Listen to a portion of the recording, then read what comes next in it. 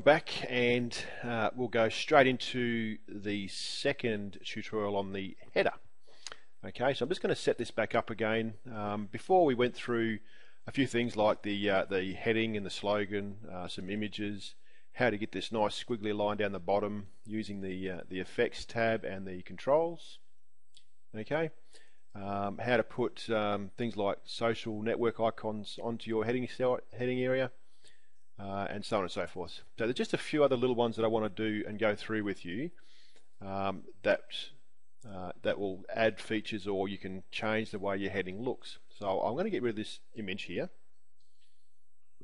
and I might even get rid of the two slogans here as well, just sort of keeps it a nice clean area. And I will get rid of this mask as well.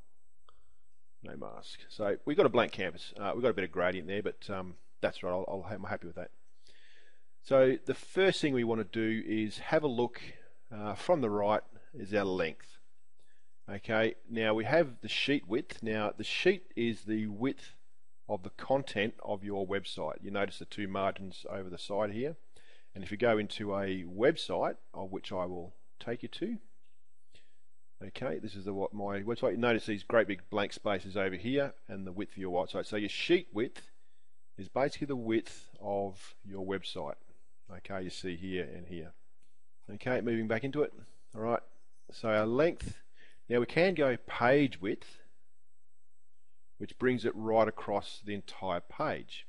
Okay, notice how it's now going all the way across, and this will actually extend all the way across past these two areas and fill up the whole width of your page, regardless of how wide a person's monitor is. Okay, I'm going to leave the length to sheet width because I like the containment and the neatness. Okay, our margin here is basically the distance the top of the heading is from the top of the browser. So if you click on one of them, you notice there's a nice space above the browser here. Let me just go and change the color of this. I'm going to change the color of this header just to make it a bit clearer for you. There we go. So notice above the line there, there's a nice big space now. Okay, that's what your margin does. Now you can make that as big as you like. All right, it's entirely up to you. However, I wouldn't go too much because that's just a waste of real estate on a person's web browser. There's nothing. It becomes a bit of a void. So I tend to like having my margin either at 0 or at maybe 2 or 3 pixels. Nothing overly large. Right, depends how I've designed this this header. Okay, our border. All right, pretty straightforward. It's just a simple line arrangement. Depending on which type of header you have, it may not actually display. If we go all the way around, if we go to our border options, maybe make these a little bit bigger. Change it to a bright color. There we go. You can see the line there. And notice what I've done here is I've made the top line 3 times bigger than every other line. And when you look at it, you see that the top line there is thicker than all the rest. So that's your border line. It's pretty easy to go through. Okay, fill color. Change your fill color if you like. Oh, that's giving me a headache. I better change that out straight away. That hurts. Something a little bit less crazy there. That's a bit better. Pretty straightforward. Okay, and in here we have a number of other little features that we can use in our header. Okay, that makes it look really swanky. Okay, you can see your lines there. Looks all pretty sweet. Again, it's up to you how you want to go. There's just all these options here. If you want lines, there's lines there. You want pretty flowers or something, that's up to you as well. And again, you can actually choose your header from your file. You just click on From File. It'll then open up a browser and you can pick your background image to place into this area. Now, just a quick tip there. Your image size, I recommend you make your image size the same dimensions as your header. Okay, so we know the dimensions of a header by looking at the length. Okay, sheet width. Okay, if we go to our sheet size and look at our width here, if we set it to 1000 pixels, we know now that our image is 1000 pixels. Okay, so that's your sheet there. So just remember that. Go back into our header. Our height is 300.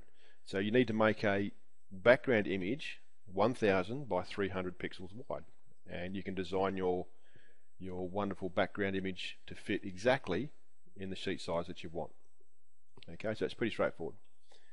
Okay, so there's a number of options there you can use. Again, take your pick on how you want to do it. It's all really neat. Okay, and if we go to our position button here, we can actually choose where we want this image to display. Okay, top or bottom.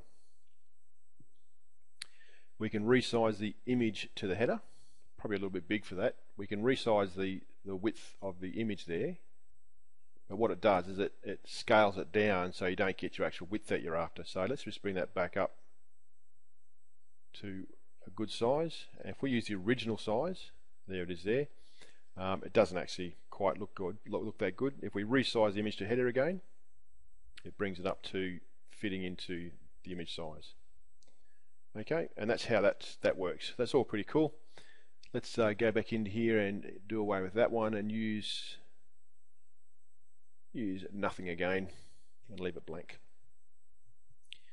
Okay, we can put a shape in here if you want. If you wanted to have a, if we get a little bit high tech with our website, we can put a shape in there, and we can use this area for other things. We can actually set up other div spaces where you can put content in here as well if you like. Okay, so shapes are pretty cool. Okay, so we need to actually delete the shape. So it works the same as an image. You have to delete the shape that you put in before you put a new one in there. Okay, there's another one. Again, we can drag this wherever you like, put it wherever you want. But just remember, have to delete it before you put a new one in there. Okay, going through the controls. Now your slideshow, we can put in this actual header can become a bit of a slideshow for you if you wish. Okay, let's cover that. So if we put in, I haven't made any slide images here, but let's pick a couple just for the sake of picking them. Okay, notice there's a button note down the side here that appears, which displays the different images that you have on your header. Okay, now when you go into your website, notice you can move things around. See how it's displaying? Okay, that's using the motion tab, and you actually have a slideshow appear in your template. Okay, if we go into more, no, we don't more online, we want options. Again, we can change the speed, we can change the delay, we can repeat it, and we can do all sorts of stuff there with our slideshow. Okay, our navigator, that'll be these buttons down here. If we click on our navigator image here, and we have, say, fill the background with a darker background, see how it goes darker. We can, if you don't want them at all, you can make them completely transparent, I hope, down to 100.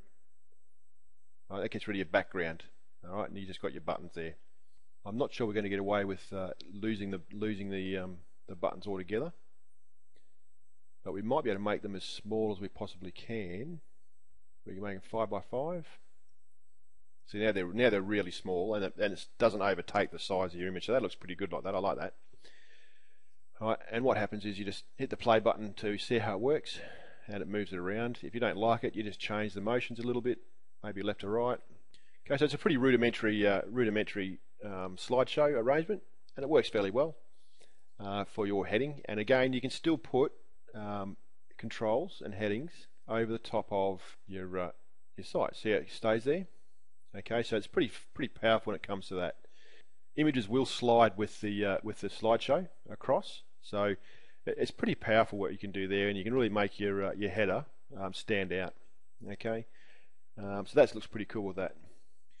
To bring it back to no slideshow at all, you just right click in the header and you go delete slide, right, and it gets rid of a slide. If you go delete slide again, it gets rid of it, and you're back to square one. All right.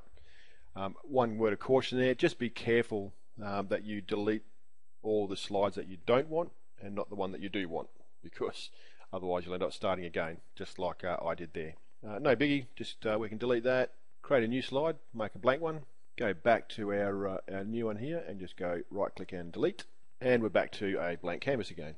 Okay, so that's not too bad. The last one I want to show you is the flash options. Now these options down here are basically movement slides for your header. When you mouse over one, notice you got movement happening in there now. Looks pretty cool, looks pretty flash, and you can, again, that works in the background and you can do whatever you like with it. Plenty of options. You can choose your a flash file from your computer if you like.